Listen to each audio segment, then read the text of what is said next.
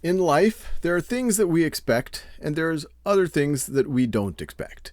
When we think about it from a finance point of view, the things that we might expect is, okay, we're going to get a regular paycheck because of our work.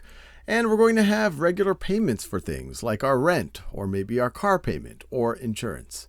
But then there's the unexpected, things that for the most part, most of us wish don't happen. I guess there could be unexpected positive things as well.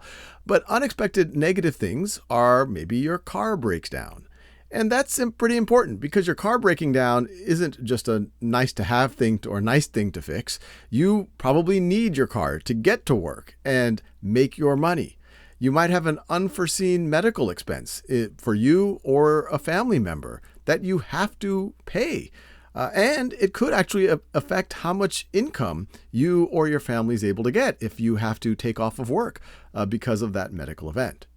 And so because of that, it is very good to save for a rainy day and have that emergency fund. Now, most experts will tell you that you should have an emergency fund that's equal to about 3 to 6 months of your needed expenditures. We've talked about the 50-30-20 rule, which is 50% on needs, 30% on wants, 20% of your after-tax income that you're bringing in for savings.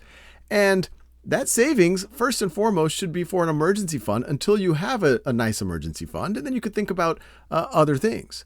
So let's say there's a situation where your needs are $2,000 a month. That's your rent, your car payment, your insurance, your groceries, the core groceries that you really, really need.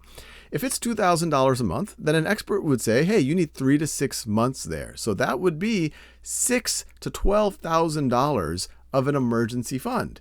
If for whatever reason you lose your job, your car breaks down, you have to help out a family member, then you're going to have some reserves to be able to weather that actual storm.